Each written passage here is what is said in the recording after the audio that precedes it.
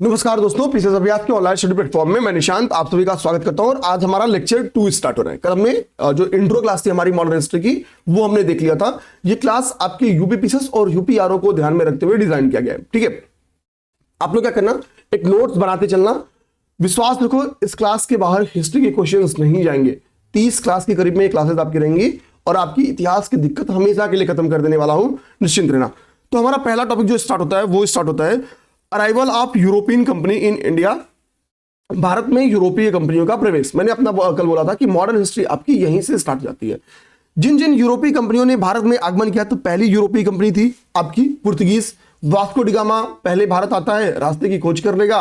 उसके बाद जब वो वापस जाएगा, 400 गुने लगभग आयात आने और जाने का जो खर्च था उसको माइनस करने के बाद वास्को डिगामा 400 गुना, 400 रुपए नहीं, 400 टाइम इतने बेनिफिट कमाता है। यानी 1 रुपए की कीमत 400 रुपए कमाता है। तो भाई उसके बाद से क्या होगा, 1505 में एस्टाडो इंडिया नाम की एक पुर्तगीज कंपनी बनेगी और भारत से ये पुर्तगीज कंपनी व्यापार करेगी। ठीक है, दूसरी जो कंपनी भारत में आती है वो आती है डच। तीसरी कंपनी जो भारत में आती है, देखो मेरा एक वर्ड याद रखना, मैंने बार बार बोला है, भारत में आती है ना कि कंपनी बनती है। क्योंकि इस जो आपकी इंग्लिश कंपनी है ये 1609 में भारत आई, डच कंपनी 1605 में भारत आ गई थी। वरना इंग्लिश कंपनी डच कंपनी के पहले बन चुकी थी। बस अंतर क्या है, भारत में इसकी व्यापारिक कोठी डच के बाद लगी थी। चौथा क्या है, डेनिश। पांचवा क्या है आपका, फ्रेंच। तो ये बेसिकली हम लोग 5 कंपनियों के बारे में पढ़ने वाले हैं। इसमें भी सभी जो मेजर कंपनी है जिसके बारे में हमको अच्छा खासा समय देना है वो पुर्तगीज, इंग्लिश और फ्रेंच। ठीक है, ये 3। इसके बारे में तो जीरो टाइम देना है। डेनिस के बारे में बस इतना याद कर लिए, इसकी कंपनी का नाम क्या था, ये हो गया, आपका काम खत्म हो गया। आपके लिए डेनिस इंपॉर्टेंट ही नहीं है। ठीक है, आप समझो पुर्तगीज की खेल कहां से शुरू होती है। तो हमने बताया कि भाई कि जब कुस्तुनतुनिया का 1452 में पतन होता है, उसके बाद से रेनेसा की घटना होती है। रेनेसा अर्थात पुनर्जागरण की घटना होती है। कहां पे, यूरोप में। इस पुनर्जागरण की घटना ने क्या किया कि नवीन खोजों को जन्म दिया, जिन खोजों का यातायात में, व्यापार में बहुत ज्यादा भूमिका था। जैसे दिशा सूचक यंत्र की खोज होती है। इसके अलावा आप देखोगे कि मशीन गन की खोज होती है। बड़े बड़े पोत ये लोग डिजाइन करेंगे। ठीक है, ज्योग्राफी से इनका बहुत अच्छा खासा परिचय हो जाता है। तो इन लोगों को समझ में आता है कि हमको किस समय समुद्र में उतरना चाहिए, हमारा डायरेक्शन क्या रहना चाहिए। बहुत सारी 3-5 चीजें इनको पता चल जाती है, जिनका लाभ ये व्यापार में या हम लोग कह सकते हैं समुद्री गतिविधियों में उठाते हैं। इसी बीच में 1498 में भारत के रास्ते की खोज करते करते वास्को डिगामा नामक एक पुर्तगाली कहां पहुंच जाता है, वो भारत पहुंच जाता है भारत, मेडागास्कर होते हुए भारत ये पहुंचता है। तो ये आप जो रेड पॉइंट देख रहे हो, ये बेसिकली कालीकट नामक वो बंदरगाह है या कालीकट का तट है, जहां पे पहुंचता है आपका वास्को डिगामा, कालीकट। अब जब कालीकट पहुंचेगा तो भाई कालीकट में कोई विदेशी आ रहा है, तो होगा क्या, दो बातें होंगी। पहली बात, यहां पे एक शासक था जिसका नाम था जमोरिन। एक्चुअली शासक का नाम जमोरिन नहीं है, शासक का टाइटल जमोरिन है। उस वंश की सभी शासक लगभग जमोरिन नामक टाइटल का प्रयोग करते थे। तो जमोरिन की खबर जाएगी कि भाई कोई यूरोपीय आया है। जमोरिन आएगा, बातचीत करेगा वास्को डिगामा से। तो जब इसको पता चलेगा भाई ये तो एक यूरोपीय है, तो बड़ा खुश होगा वास्को, जो जमोरिन था। वो क्या, जमोरिन कहेगा कि वास्को डिगामा का स्वागत किया जाए, फूल माले बिछाया जाए, उसकी इलाज कराएगी, क्योंकि वो लंबे समय तक यात्रा में था तो उसकी तबीयत भी खराब हो गई थी। अब क्या होता है, लेकिन इसी बीच में वास्को डिगामा को विरोध भी खूब झेलना पड़ेगा, क्योंकि 1452 के बाद ये 1498 लगभग 50 सालों से व्यापार पर एक अधिकार जमाए बैठे थे। कौन, अरबियंस ट्रेडर्स। अब अरबियंस ट्रेडर्स को लोग लिख जाएगा कि अरे साला ये तो आ गया, ये वापस जाएगा भी, और ये जाएगा तो यूरोपियन को बताएगा कि भाई ये नया रास्ता है, आप भारत आ सकते हो। और भारत आने में दिक्कत क्या थी कि ये लोग बेसिकली भारत से मशालों की व्यापार करते थे। ठीक है, रेशमी वस्त्र, ये मेन वो गुड्स थे जो यहां से कहां जाते थे, जो यहां से जाते थे यूरोप जाते थे। खासकर उन्हें मसालों की भूमिका बहुत जाती थी। तो अरब के ट्रेडर्स को लग गया कि मेरा व्यापार तो गया, पहले मैं 400 गुना फायदा खुद कमाता था, अभी ये सब कमाएंगे, हमसे कौन खरीदेगा, हमसे अरब वालों से अब फिर कौन जाके यूरोपियन खरीदेंगे, अब अरबियन से खरीदेंगे। अब 1498 में जब वास्को डिगामा आता है तो वो तो बड़ा, अब वास्को डिगामा एकदम खुश, मस्त खुश, जाएगा यहां से, फिर से पुर्तगीज यूरोप जाएगा, बेचेगा, पैसा ही पैसा होगा, पैसा ही पैसा होगा। अब ये पैसा जब तक खर्च करेगा तब तक समय कितना आ जाता है, 1502 का आता है। ठीक है, इसी बीच में इसका एक फ्रेंड रहता है पेड्रो अल्वारेज कैब्रॉल। पूछेगा वास्को डी गामा से, भाई भारत कैसे गया था, तो बताएगा यार ऐसे से गए थे, तुम जा नहीं पाओगे, लेकिन पेड्रो अल्वारेज कैब्रॉल आ जाता है। तो अगर आपसे पेपर में क्वेश्चन पूछे कि सेकेंड पुर्तगाली दल कौन था, सेकेंड पुर्तगाली अभियान भारत में किसके नेतृत्व में आया था, सेकेंड द्वितीय पुर्तगाली अभियान किसके नेतृत्व में आया था, तो वो आया था आपका पेड्रो अल्वारेज कैब्रॉल के निर्देशन में या इसके नेतृत्व में। ओके, ये आप लोग याद रखना, पीटी का क्वेश्चन आ सकता है। तो यानी कहने मतलब है कि 1500 के करीब में आप ध्यान देना, 1500 में आपका पेड्रो अल्वारेज भी भारत आता है। हालांकि इसके बारे में और डिटेल की जानकारी कुछ भी नहीं है, लेकिन जब वास्को डी गामा पैसे को उड़ा लेगा पूरा, ठीक है, तो अब बोलेगा कि यार एक काम करो, पैसा नहीं है, अब हम फिर से भारत चलते हैं। 1502 में दोबारा भारत आएगा, 1502 में दोबारा भारत आएगा। फिर जमोरिन देखेगा, जमोरिन खुश हो जाएगा, बोलेगा हाँ भाई तुम्हारा एक दोस्त आया था, उसको भी ठीक ठाक बस्ती मतलब व्यापार कर रहा है। 1502 में वास्को डी गामा फिर पैसा कमाएगा, फिर भाग जाएगा यूरोप, फिर बुढ़ापे में आएगा। 1524 का वो समय है, अपने बुढ़ापे में वास्को डी गामा फिर भारत आता है, और इस बार भारत आएगा तो भारत में ये निपट भी जाएगा। केरल में इसकी मृत्यु हो जाती है, तो इसको केरल में भी इसको दफना दिया जाता है। हालांकि इसका जो हम लोग कह सकते हैं, जो जहां दफना मतलब इसका एक उसको हम लोग क्या बोलेंगे, मकबरा, तो मकबरा आपको देखने को मिलेगा लिस्बन में भी, पुर्तगाल में भी। तो क्वेश्चन अगर आपके बन गया है कि वो कौन सा पुर्तगाली है, वो कौन सा यूरोपीय है जिसका मकबरा भारत और यूरोप दोनों जगहों पे है, तो वो है वास्को डी गामा। केरल में भी है और पुर्तगाल के लिस्बन में भी है। तो प्रीलिम्स का क्वेश्चन यहां भी आ सकता है, ठीक है, प्रीलिम्स का क्वेश्चन यहां से भी आ सकता है। आप लोग रेडी रहना मेरे भाई, ठीक है। जितनी इंपॉर्टेंट चीजें रहेंगी, जो समझ के बेस रहेंगी, सब आपको समझाते चलेंगे, ठीक है, विश्वास रखो। तो यहां से हमने क्या देखा कि भाई 1524 में केरल और लिस्बन के मतलब ये वास्को डी गामा की घटना हो जाती है। लेकिन ये 1502 और 1524 के बीच में Portuguese as a company Bharat में स्टेब्लिश हो चुके हैं, क्योंकि 1505 में क्या होता है, मैंने आपको बताया कि एस्तादो द इंडिया नाम से क्या होता है, यूरोपीय जो पुर्तगीज कंपनी है वो बन चुकी है। ध्यान देना, 1505 में क्या है कि एस्तादो द इंडिया नामक जो कंपनी का नाम है वो है एस्तादो द इंडिया, ठीक है। एस्तादो द इंडिया क्या थी, तो यह पुर्तगीज कंपनी थी, लिख देते हैं ताकि बाद में किसी को कोई दिक्कत ना हो। यह पुर्तगीज कंपनी थी जिसका गठन होता है कब, 1505 में, 1505 में इसका गठन होगा। और एज अ कंपनी, कंपनी का मतलब क्या होता है, इसमें बहुत सारे शेयर होल्डर्स होंगे और ये मिलके क्या होता है, भारत आते हैं, ठीक है। ये मिलके आएंगे भारत में व्यापार करने के लिए। जैसे ईस्ट इंडिया कंपनी की हम बात करें तो उसमें 217 साझेदार थे, ठीक है। तो एस्तादो द इंडिया आएगी।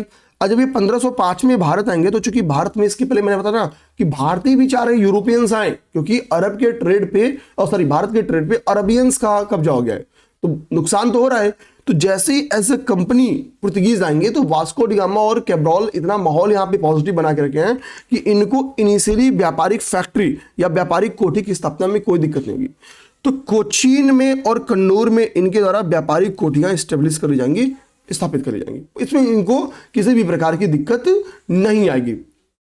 ओके, तो प्रथम इनके द्वारा जो फैक्ट्री लगाई जाती है वो 1503 में कोचीन में, 1503 में कोचीन में, और आगे, ठीक है, आगे 1505 में इनके द्वारा कन्नौर में फैक्ट्री या व्यापारिक कोठी लगा दी जाती है। तो मेरे कहने में कि ये हो गया इनको इनिशियली सफलता। अब भाई दो जगह इनकी फैक्ट्री लग गई है, तो गवर्नमेंट क्या सोचेगी कि हमारी फैक्ट्री की सुरक्षा हो सके और हमारा व्यापार फले फूले। तो व्यापार फूले फूले, इसके लिए हमको कुछ अधिकारी अपॉइंटमेंट करना होगा, रेगुलेट जो करे, जो व्यापार पे नियंत्रण स्थापित करे और उसको सुरक्षा भी प्रदान करे। तो इसी के लिए क्या करेगी पुर्तगाली सरकार कि चलो हम पुर्तगीज गवर्नर, हमको कुछ गवर्नरों की स्थापना करनी होगी, हमको कुछ गवर्नर क्या करना होगा, भारत भेजना होगा। इसी की वजह से गवर्नर भारत भेजे जाएंगे। तो 3 इंपॉर्टेंट गवर्नर आपकी स्क्रीन पे दिख रहे होंगे, ध्यान से देखना। ये 3 गवर्नर भारत भेजे जाते हैं, इनका नाम आप देखोगे तो पहले गवर्नर जिनके बारे में हमको पेपर में पढ़ना है, ठीक है, वो आपके हो गए फ्रांसिस्को डी अल्मेडा, ठीक है, जो कि 1505 से आता है, 1509 तक रहता है, ठीक है। दूसरे Portuguese governor Alfonso de Albuquerque, जो कि 1509 में आता है और 1515 तक रहता है। तीसरे आपके जो गवर्नर है वो है नीनो डी कुन्हा, जो कि 1529 में आता है और 38 तक रहता है। अब देखो होता क्या है, एक होता है संस्थापक और एक होता है वास्तविक संस्थापक। ये चीज आप हिस्ट्री में खूब पढ़ोगे।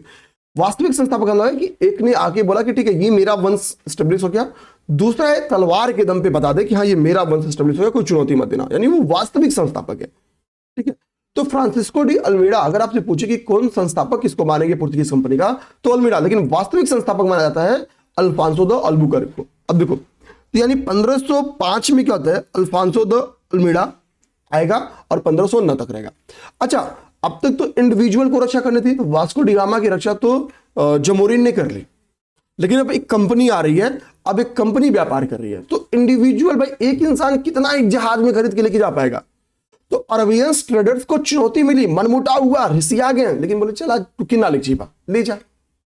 लेकिन जब यहां पे एक कंपनी आती है तो कंपनी तो ज्यादा सामान लेके जाएगी, अब हालत तो खराब हो जाएगा। तो यानी ज्यादा अरबियंस ट्रेडर्स का किससे खटकेगा, तो कंपनी से खटकेगा, एस्तादो द इंडिया से खटकेगा।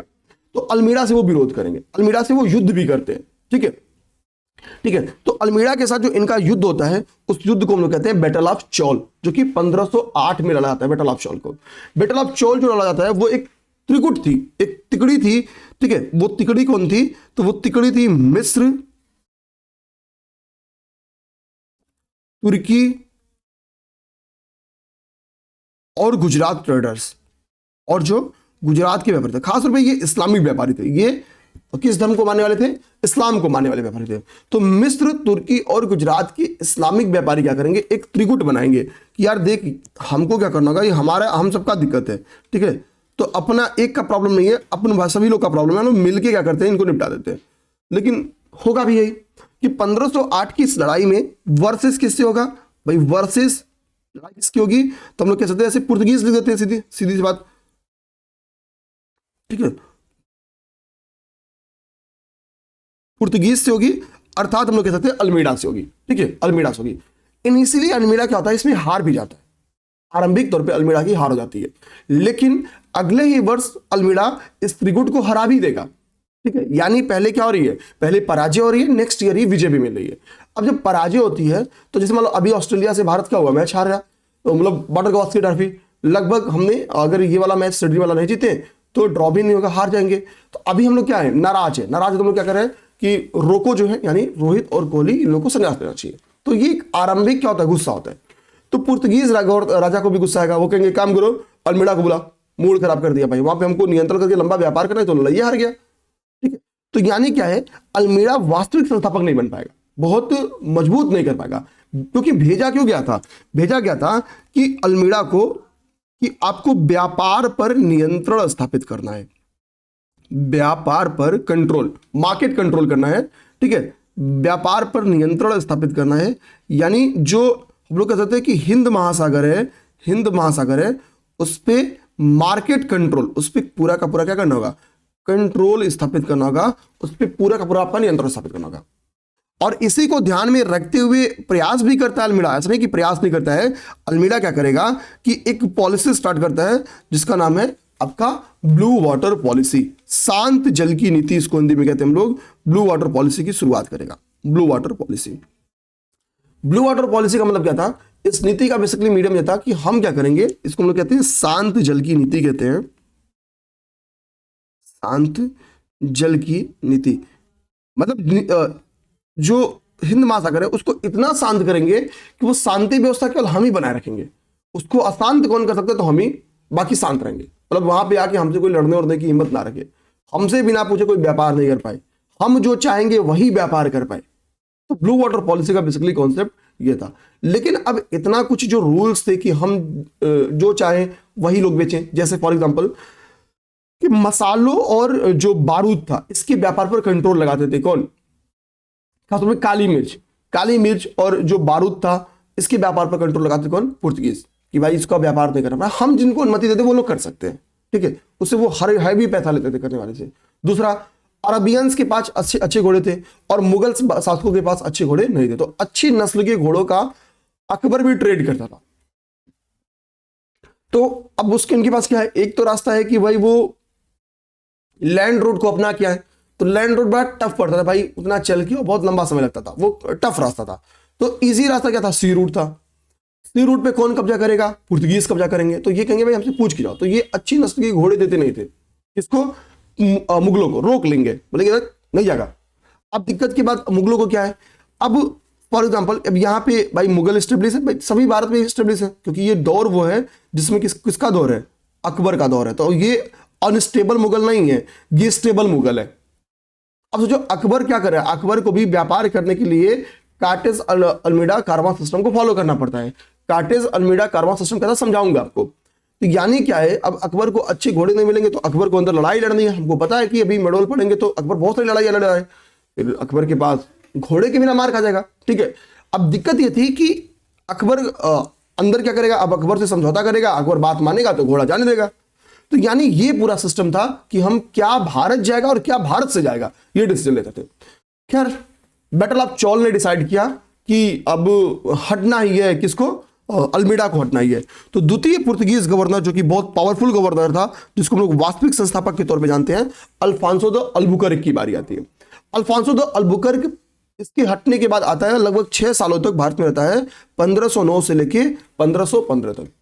इस बीच में वो सभी इंपॉर्टेंट जगहों पे कब्जा करेगा। ठीक है, जैसे होर्मुज, ठीक है, होर्मुज पे कब्जा करेगा। तो यानी अरबियन ट्रेडर्स को, अब में से एक काम करो, आप लोग जब होर्मुज गूगल करोगे तो ये आपका लोकेशन जो आप दो वो सी रूट है ना, तो ये आपका क्या पड़ेगा, होर्मुज पड़ेगा। होर्मुज पे जब ये कंट्रोल करेगा, ओके, होर्मुज पे जब कंट्रोल करेगा तो अरबियंस को कंट्रोल कर लेगा कि भाई अरब से कोई व्यापार करेगा तो इससे पूछ के करेगा। यहां पे मलक्का में एक मंडी थी यहां पे, ठीक है, मलक्का पे कंट्रोल कर लेगा इसके द्वारा। ये देखो मलक्का पे कंट्रोल करेगा। तो मलक्का पे कंट्रोल करेगा मतलब क्या है, साउथ ईस्ट एशिया में भी किसी को व्यापार करना तो किससे पूछ के करेगा, तो वो करेगा पुर्तगीज से पूछ के।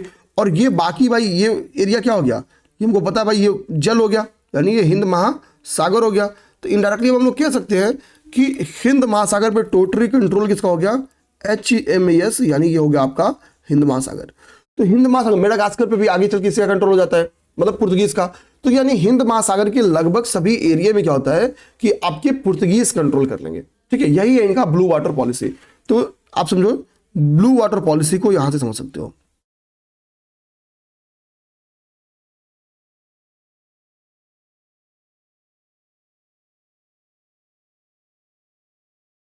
ओके, ब्लू वाटर पॉलिसी हम लोग मतलब इस तरीके से समझ गए कि ब्लू वाटर पॉलिसी क्या था। और चूंकि सारे चोक एरिया पे कंट्रोल कौन कराता है, तो वो अल्बुकर्क कराता है। क्योंकि अल्बुकर्क कंट्रोल करता है, इसके लिए हम लोग नॉर्मली मानते हैं कि अल्बुकर्क क्या है, वास्तविक संस्थापक था। भारत में पुर्तगीज का वास्तविक संस्थापक कौन था, तो वो अल्बुकर्क का वास्तविक संस्थापक। ओके, ये क्या था, वास्तविक संस्थापक था। आराम से हमने इस चीजों को समझ लिया कि भाई वास्तविक संस्थापक अल्बुकर्क था। अल्बुकर्क में इतना ही नहीं, गोवा पर भी जो विजय है ना, वो अल्बुकर्क के द्वारा ही किया जाता है। ठीक है, गोवा हमको पता कि ये बेसिकली बीजापुर का जो शासन ड्यूरेशन लोकेशन है, वो आज की कर्नाटका, यानी बेसिकली जो ये कर्नाटका वाला बेल्ट है ना, हम लोग कह सकते हैं कि इस कर्नाटका वाले बेल्ट पे ये आपका हो गया गोवा। रुकिए एक सेकेंड, देखो ये हो गया आपका गोवा, ये आपका हो गया गोवा। ठीक है, ये गोवा होगा। अब देखो गोवा को भी क्या होता है कि अल्बुकर्क भारत से जीतता है। बेसिकली बीजापुर का ये क्षेत्र था, कर्नाटक वाला बेल्ट, यहां पे ये बीजापुर के शासक के पास था। अब बीजापुर का वो कौन सा शासक था जिसके पास जिसका बीजापुर पे कंट्रोल था, जिससे लड़के क्या करता है, अल्बुकर्क गोवा को जीतता है। तो वो था यूसुफ आदिल शाह। यानी गोवा पे कंट्रोल किसका था, तो गोवा पे यूसुफ आदिल शाह का कंट्रोल था। इसको किसी और पेन से लिख दें, यूसुफ आदिल शाह, यूसुफ आदिल शाह का कंट्रोल था, आदिल शाह का कंट्रोल था। इससे 1510 में जीत के, ठीक है, ये हम लोग कह सकते हैं कि किस वंश का शासक था, तो ये आदिल शाही यहां पे वंश थी, आदिल शाही वंश थी।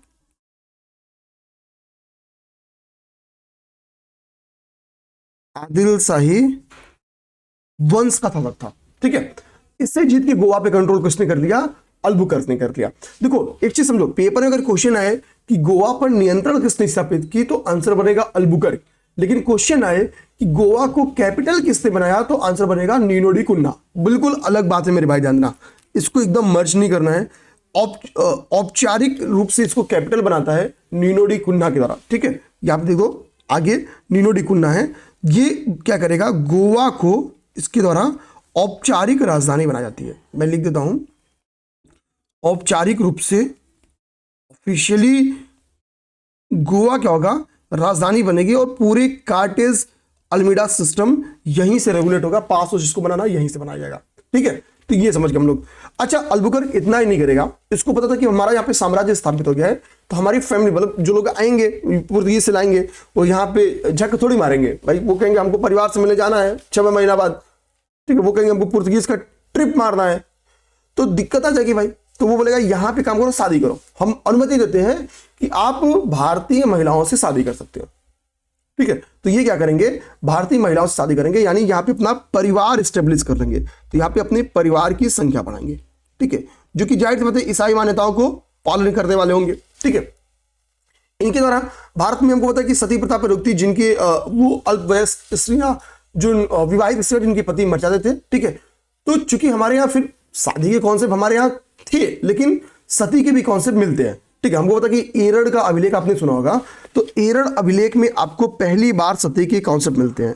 एरड़ अभिलेख में हमको पहली बार क्या होते हैं, सती प्रथा के कॉन्सेप्ट मिलने स्टार्ट होते हैं। आप मुझे बताओ क्या एरड़ अभिलेख का संबंध किससे है? एरड़ अभिलेख में पहली बार सती के कॉन्सेप्ट मिलते हैं। तो यानी सती प्रथा पर रोक किसने लगाया, तो पुर्तगीज ने लगाया था, ठीक है। ये एक इनकी एक और इंपॉर्टेंट विशेषता है, ये भी हम लोग अपने दिमाग में रखेंगे, सती प्रथा पर रोक इनके द्वारा लगाई गई। ओके, चलो भाई ये हो गया। अब हमको तीसरा पढ़ना है, जो तीसरी हमारी इनकी में इंपॉर्टेंट पर्सनालिटी है, वो है Nino da Cunha. Nino da Cunha 1529 से 38 में आता है। अब आप एक चीज अंतर देखना, ये जा कब रहा है, तो ये जा रहा है 1515 में, 1515 1515 में जा रहा है, और नीनो डी कुन्हा आप कब रहा है 1529 में। तो ये 14 वर्ष का वनवास यहाँ पे देखने को मिल रहा है। वनवास अर्थात एक गैप, 14 ईयर गैप आपको दिख रहा होगा, ठीक है। गवर्नर में क्या है, सेकेंड एंड, ठीक है, थर्ड गवर्नर जो कि नीनो डी कुन्हा है, इसके बीच में आपको 14 ईयर का गैप देखने को मिला होगा, 14 साल का गैप देखने को मिला है।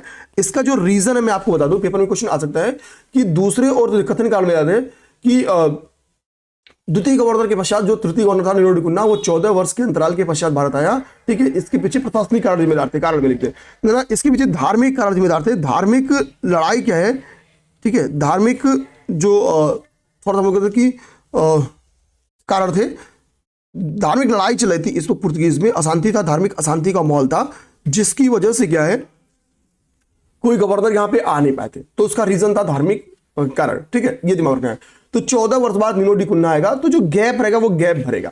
अब ये इन्होंने क्या किया भाई, अलग अलग इंपॉर्टेंट जगहों पे इन्होंने अपनी बस्तियां बसा ली है।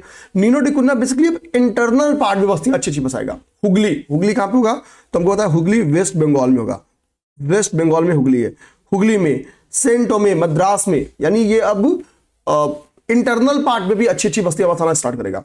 और हुगली को पुर्तगीज के द्वारा एक निगेटिव टर्म्स में डेवलप किया जाता है, मतलब हुगली समझ जाओ लूट मार, खसोट, हत्या, इसका सेंटर बन जाती है हुगली। मतलब हुगली इनडायरेक्टली समझ जाओ कि बहुत निगेटिवली फेमस हो जाती है पॉजिटिवली की जगह।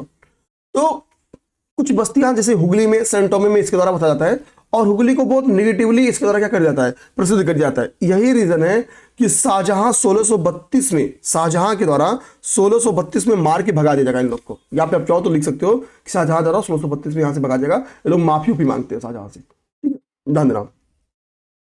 अच्छा, यही नहीं, नीनो डी कुन्हा क्या करेगा, बेसिन और दीव पे भी कब्जा कर लेगा, ठीक है। नीनो डी कुन्हा क्या करेगा, आगे चल के बेसिन पे और दीव पे भी कब्जा करेगा, और बेसिकली बेसिन को लेके इसकी लड़ाई भी होगी, ठीक है। बेसिन और दीव पे कब्जा करता है, 1534 में बेसिन पे कंट्रोल करता है, ठीक है।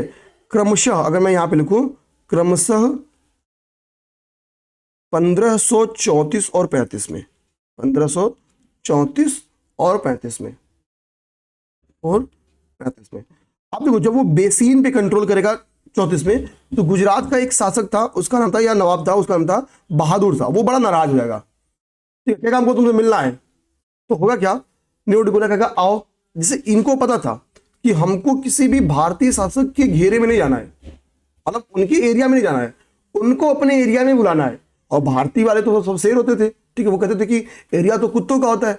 अब होता क्या है, ये लोग ये पहुंच जाते हैं कहां पे, नीनू डिकुन्ना से मिलने। तो नीनू डिकुन्ना का काम करो, एक बोट है, ठीक है, पोत है बेसिकली, उस पे आओ, वहीं मिलके बातचीत करेंगे। ये जैसे कि तुम कहीं बुला दो आ जाएंगे, चले जाते हैं। थोड़ा सा उम्र दराज भी रहते हैं, बकझक हो जाती है, रिसिया के नीनू डिकुन्ना ढकेल देगा। तैरने इनको आता नहीं था समुद्र में, डूब के मर जाएंगे। तो बहादुर शाह की हत्या भी कर देता है। ये कोई युद्ध नहीं था, एक छुटपुट लड़ाई थी, बट यहां से जो गुजरात के नवाब थे बहादुर शाह, ये निपट जाएंगे इनसे, ठीक है। तो बेसिन की लड़ाई की वजह से बेसिकली हुआ था। इसके द्वारा क्या किया जाएगा, एक इंपॉर्टेंट, इसके द्वारा क्या है, एक कार्टेज आर्मेडा कारवां सिस्टम को डेवलप किया जाएगा। कार्टेज का मतलब सीधा सा क्या है कि कार्टेज का मतलब है आपको परमिट लेना होगा, मतलब हमसे परमिट लेना होगा। परमिट कहां मिलती थी, मैंने बोला कि इनकी ऑफिशियल जो इनका कैपिटल था वहां से मिलती थी, परमिट लेना होगा। कार्टेज की तरह क्या है, कुछ भी व्यापार करने के लिए आपको परमिट लेना होता था। आर्मेडा बेसिकली क्या था, इनका गवर्नर टाइप का था, सेनापति टाइप का था, ठीक है। ये क्या करता था, बेसिकली एक सुरक्षा घेरा बनाता था, सुरक्षा घेरा बनाता था कि भाई आप जा रहे हो समुद्र में, तो हम चारों तरफ क्या करेंगे, आपको सुरक्षा दे देंगे। तो इससे क्या होगा कि कोई भी समुद्री जो पायरेट्स होंगे, जो समुद्री लुटेरे होंगे, वो आपको क्या करेंगे, आपको उसको उससे सुरक्षा प्रदान करेंगे, आपका सामान जहां जा रहा है वहां पहुंच जाएगा, ठीक है। सुरक्षा भी प्रदान, इसके लिए पैसे बल्क में देते हैं। कहा जाता है कि अकबर भी इनके द्वारा, अकबर भी इस नियम को पालन करता था। अकबर भी, ठीक है, परमिट लेता था। आप सोचो ये कितना डेवलप व्यवस्था थी कि अकबर को भी परमिट लेके जाना पड़ता था, लेता था। आगे बात समझे, अकबर भी परमिट लेता था। ये इतनी डेवलप्ड इनकी व्यवस्था थी। बाकी समझा ही दिया हूं कि रीजन क्या था, तो व्यापार को कंट्रोल करना कि कौन से सामान की आप लोग व्यापार कर सकते हो, कौन सा नहीं कर सकते हो, ठीक है भैया। अब यहां से हुआ, अब इस बीच में जब पुर्तगीज को खूब फायदा होना स्टार्ट होगा, तो बाकियों को भी लगेगा भाई कि एक काम करो, हमको भी समझना चाहिए कि भाई कि इनका व्यापार तोड़ना चाहिए। अदर यूरोपीय कंपनियों को लगेगा, तो धीरे धीरे डच आएंगे। इसमें एक इंपॉर्टेंट और भी तथ्य बन के आ सकता है। मैं अकबर वाला पॉइंट क्या करता हूं, इधर लिख लूंगा तो वो थोड़ा सा खाली हो जाएगा,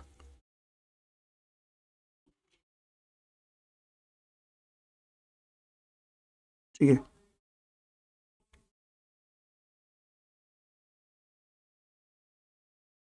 ठीक है, ये हो गया।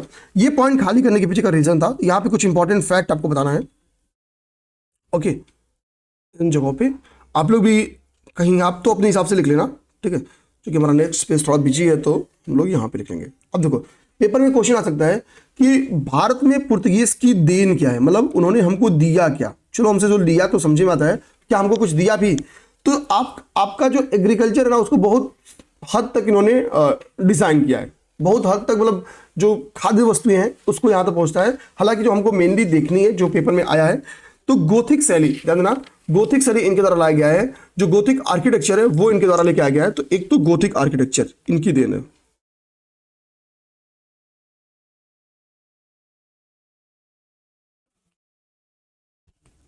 ठीक है। गोथिक आर्किटेक्चर इनकी देन है।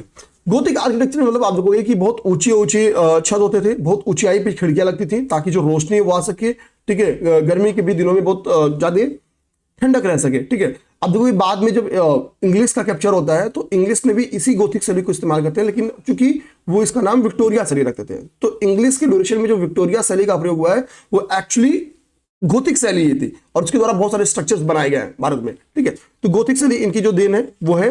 गोथिक शैली क्या तुमने समझ लिया। प्रिंटिंग प्रेस इन्हीं की देन है, हम लोग कह सकते हैं। प्रिंटिंग प्रेस इन्हीं की देन है, जो बहुत ही इंपॉर्टेंट रखती है, ठीक है, ये दिमाग रखना। इसके अलावा मूंगफली, तंबाकू, लीची, अनानास, ये सब इनकी देन है, ठीक है। अब बताओ मूंगफली का सर्वाधिक उत्पादक राज्य कौन सा है। मूंगफली, तंबाकू, तंबाकू का भी बताओ, अनानास, लीची, मुजफ्फरपुर की लीची बड़ा फेमस है, ठीक है। ये सब इन्हीं की देन है। तो ये हमने देख लिया बेसिकली अपना, इनकी क्या क्या देन है। अब हम लोग यहां से स्टार्ट करेंगे डच। डच को समझने की कोशिश करेंगे कि भाई डचों के बारे में, ठीक है। अब जब डच के बारे में देखना स्टार्ट करते हो तो हमको सबसे पहले तो जो डच की कंपनी है, डच कंपनी का नाम याद रखना होगा, ठीक है, ध्यान देंगे।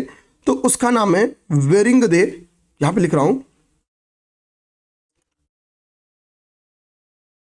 डच कंपनी का नाम है वेरिंग दे ओस्ट इंडीसे कंपनी। ये कंपनी 1602 में बनती है, 1602 में बनती है, लेकिन ये कंपनी भारत कब आती है तो मैंने आपको ऊपर ही बताया कि भारत 1605 में आती है, ठीक है। ईस्ट इंडिया कंपनी से पहले भारत में ये कंपनी आ जाती है। जब ये कंपनी बनती है तो इसकी कैपिटल कितनी रहती है भाई, इसमें शेयर होल्डर्स रहे, तो शेयर होल्डर्स के द्वारा इस कंपनी को जब बनाया जाता है तो इसकी जो कैपिटल थी वो वहां की, जो जैसे हमारे यहाँ का रुपया है तो उधर का जो कॉइन था उसको गिल्डर के नाम से जानते थे, तो इसकी मूल राशि थी, पेपर में हालांकि इतना इफेक्ट नहीं जाएगा बट रीडिंग केवल कर लो, मूल राशि थी 65 लाख, ठीक है, गिल्डर। ये इसकी क्या थी, मूल राशि थी, इतनी गिल्डर। ये कंपनी की नेट वैल्यू थी, हम लोग कह सकते हैं इतनी रुपए लेके कंपनी व्यापार के लिए निकल पड़ी है। अच्छा, कंपनी का मूल, अच्छा मूल नाम एवं राशि यहां पे लिखना था, चलो यहीं पे लिख देते हैं।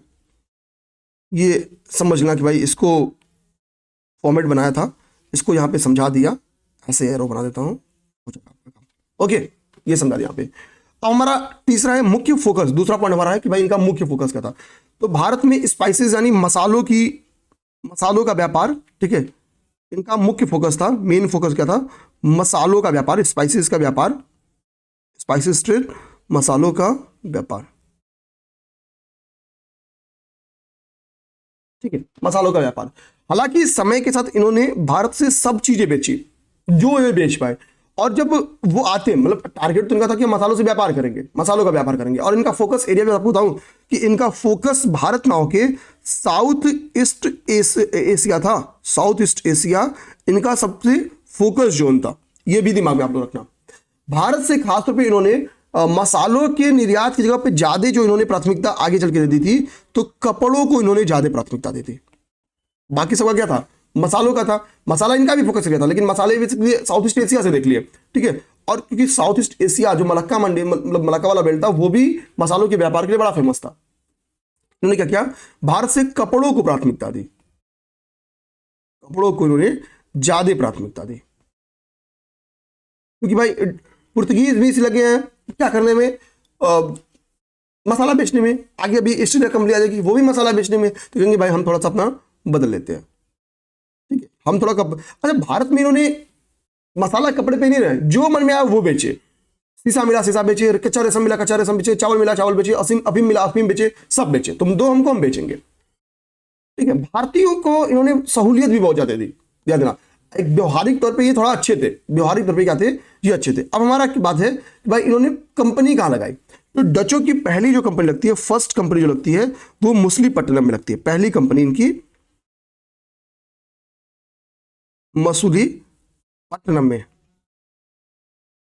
मछलीपट्टनम में लगती है, ठीक है। जो इनकी दूसरी कंपनी लगती है, आप ध्यान देना, ठीक है, जो इनकी पहली कंपनी क्या हुआ कि भाई मछलीपट्टनम में लग गई, दूसरी कंपनी इनकी जो लगती है वो है आपका पुलिकट, ओके, दूसरी कंपनी इनकी पुलिकट में लगती है। पहली कंपनी जब ये आते हैं उसी समय 1605 में लगती है, दूसरी 10 में लगती है। यहाँ पे चौथा आप लोग लिख लो 1610 और यहाँ पे 16, अच्छा 1610 1605 ये दिमाग में। पहली कंपनी कहाँ पे लगी ये इंपॉर्टेंट है, कॉलम में मिलाने के लिए आ सकता है, ठीक है। ऐसे क्वेश्चन आए भी हैं, तो ये नहीं हुआ कि ये नया फ्रेम हो गया, आए भी हैं ऑलरेडी, लेकिन उतने नहीं आए, चांसेस है कि इस बार ऐसे दे दे, या ठीक है, हाँ मतलब इतनी वेस्टी देगा, बहुत ज्यादा नहीं देगा। अब देखो भारत में आएंगे, व्यापार करेंगे, मैंने इनसे बोला कि पहले ही आपसे बोला कि इनका मुख्य फोकस एरिया जो है ना वो पहले से ही क्या था, साउथ ईस्ट एशिया था, ठीक है। आप लोग को ये उम्मीद करेंगे क्लियर दिख रहा होगा, ठीक है। साउथ ईस्ट एशिया इनका मुख्य व्यापारिक जोन था। तो इंग्लिश संघ वर्चस्व की लड़ाई होगी भाई कि तुम या हम, तो एक बेदरा की लड़ाई होगी, बेदरा का युद्ध हम लोग समझेंगे। उसके पहले एक इंपॉर्टेंट फैक्ट है, दिमाग में रखना, उनका नाम कॉर्नेलिस डी हाउंटमैन, ये एक इंपॉर्टेंट पर्सनालिटी है, इनका नाम कहीं अगर आपको मिले यहां पे लिख लो, इस पर्सनालिटी का नाम है कॉर्नेलिस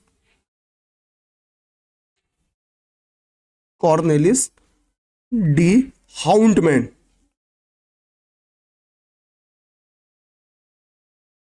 ठीक है, ये एक पर्सनालिटी है कॉर्नेलिस डी हाउंटमैन। ये क्या है, कहा जाता है कि पहला डच अगर आपसे पूछे कि भारत कौन आया तो वो कॉर्नेलिस डी हाउंटमैन थे। हालांकि दिमाग में रखना कि भारत आने वाले ये प्रथम डच नागरिक तो थे, लेकिन ये भी पहली बार गए थे सुमात्रा इंडोनेशिया में, सुमात्रा इंडोनेशिया पहले आते थे। ठीक है, ये भारत भी आते हैं, वो एक अलग की बात है। ठीक, तो ये भी दिमाग में अपने बात रखना है। तो जो बेदरा की लड़ाई हमारे लिए बहुत इंपॉर्टेंस रखी है, क्योंकि बेदरा की लड़ाई ने बता दिया कि भारत में डच से ज्यादा पावरफुल कौन है, ईस्ट इंडिया कंपनी है या इंग्लिश है। तो हम लोग देखेंगे बेदरा की लड़ाई को समझने की कोशिश करेंगे। बेदरा की लड़ाई में जो इंग्लिश की सेना थी, ठीक है, जो इंग्लिश आर्मी थी उसको लीड करा था आपका क्लाइव लीड करा था। और इसमें इंग्लिश विजय भी होंगे, अंग्रेजी कंपनी क्या करेगी, इसमें विजय भी प्राप्त कर लेगी, ईस्ट इंडिया कंपनी इसमें विजय भी प्राप्त कर लेगी। और उस यहां से क्या होगा कि बोला जाएगा भाई कि तुम यहां से भागो, साउथ ईस्ट एशिया तुम्हारा फोकस एरिया, जाओ वहीं से व्यापार करो। ईस्ट इंडिया इस तरीके से डच के यहां से क्या होते हैं, खत्म हो जाते हैं। डचों का पूरा जो फोकस एरिया हो जाता है वो हो जाता है साउथ ईस्ट एशिया। अब बात आती है यहां से द इंग्लिश यानी अंग्रेजों की बारी आती है। अब भारत में अंग्रेजों का वर्चस्व होना स्टार्ट करते हैं। हम लोग चूंकि ऑलरेडी छत्तीसगढ़ की क्लास हो गई है तो बहुत ज्यादा तो नहीं कर पाएंगे, लेकिन स्टेब्लिशमेंट तो देख ही लेते हैं हम लोग बहुत बढ़िया तरीके से। ठीक है, तो पहली बात की इंग्लिश जो कंपनी थी, इंग्लिश कंपनी का नाम हम लोगों ने ऊपर ही लिखा है, बहुत बड़ी सी कंपनी थी। इसका नाम था governor and company of merchant of London trading into the south East Asia, ये कंपनी का नाम था। यहां पे देखो लिखा हुआ है स्क्रीन पे ग्रीन कलर में, governor and company of merchant of London trading into the east Indies, ये कंपनी का नाम था। अब इस कंपनी से क्या हुआ, 1599 में बेसिकली आपकी ये कंपनी बनाने की आइडिया आती है। 1600 में ये कंपनी को चार्टर भी मिल जाता है।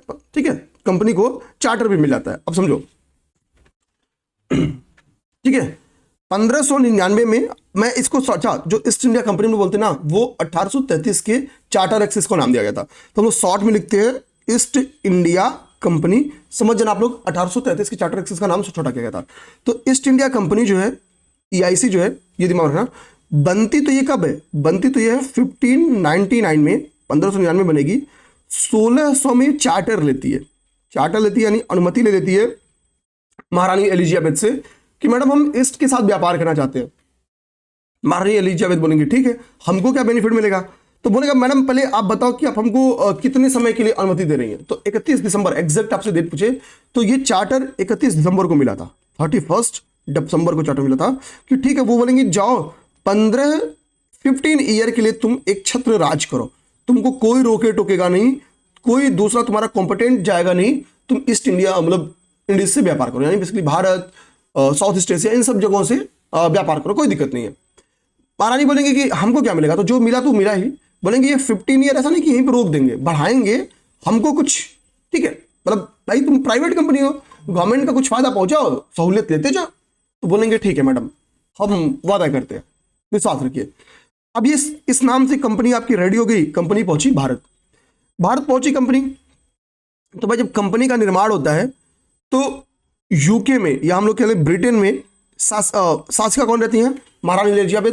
और इंडिया में कौन रहते हैं, तो महाराज अकबर। निर्माण के समय कौन थे, अकबर। ये कहां पे थे भाई, हिंदुस्तान में, इंडिया में, हिंदुस्तान में।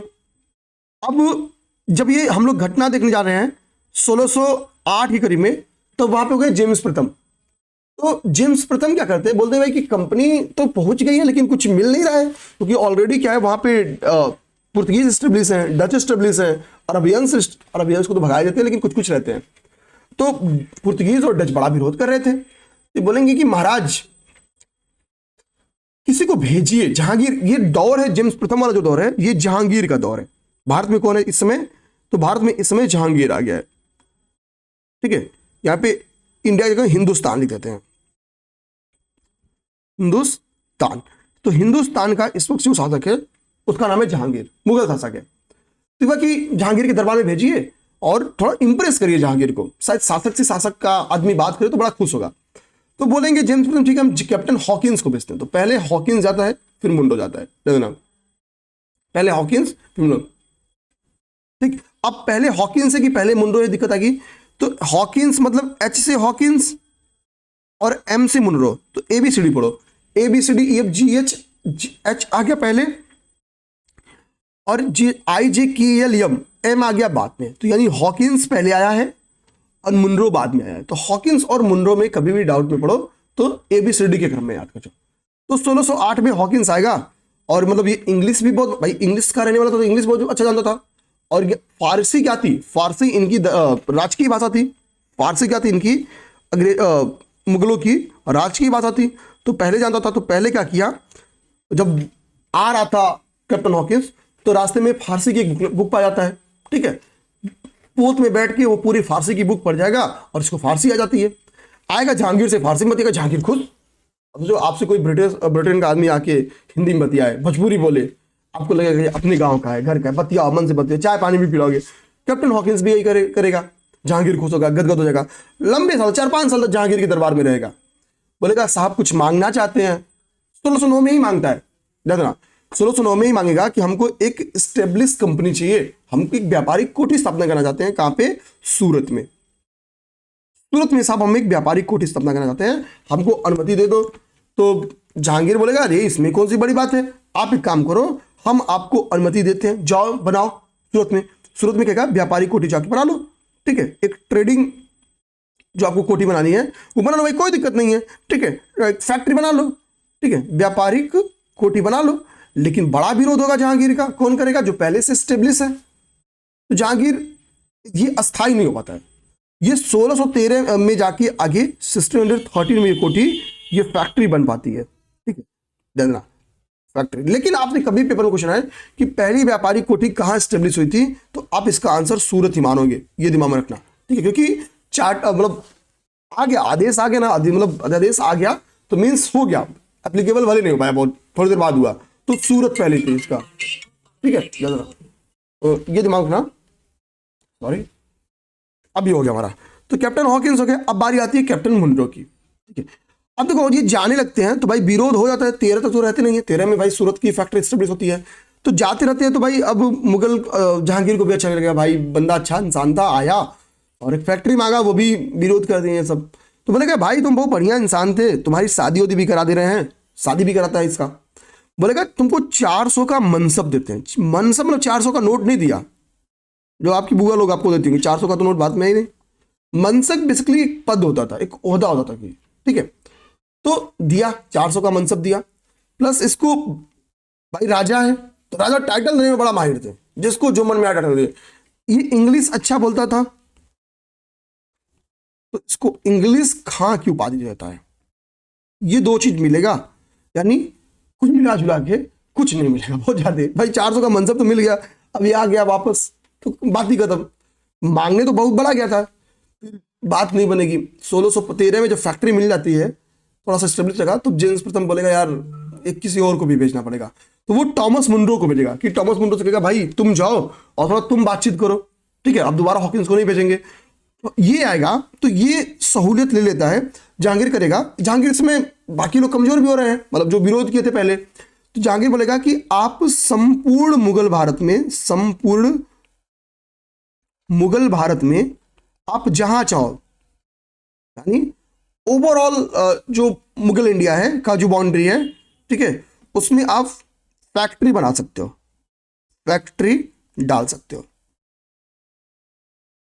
कोई दिक्कत नहीं है, हमारी तरफ से आदेश है।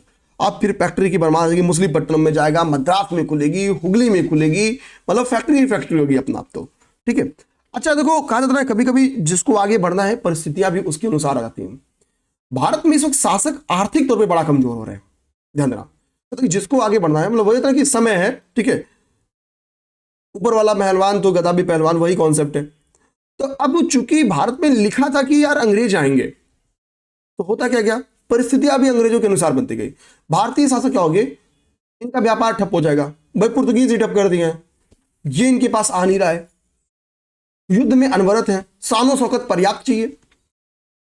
तो अब पैसे के लिए हल्के हल्के पैसे के लिए समझौता करने में 3,000 रुपया ईयरली दो, इस क्षेत्र में टैक्स फ्री व्यापार करो, 30,000 दो, इस क्षेत्र में टैक्स फ्री व्यापार करो, 10,000 दो, इस टैक्स में जगह पर टैक्स फ्री व्यापार करो। बड़े बड़े साहब फर्रुखसियर फरमान जारी करेगा। अब सोचो, हालांकि फर्रुखसियर के फरमान जारी करने के पीछे और भी कारण रहते हैं, लेकिन मेनली आर्थिक रूप से कमजोर होना शासकों का एक बड़ा कारण था। तो अब हम लोग यहां से समझने की कोशिश करेंगे कि कॉमर्शियली कैसे स्ट्रांग होना स्टार्ट करती है ईस्ट इंडिया कंपनी, जो कि एक व्यापारिक कंपनी के रूप में भारत में थी, कि हम लोग सामान खरीदेंगे भारत से और वहां ले जाके बेचेंगे। यानी यहाँ पे हम लोग तैयार माल, अच्छा जब सामान खरीदेंगे मतलब है यहां से तैयार माल ये लोग खरीदते थे, ठीक है, रॉ मटेरियल नहीं।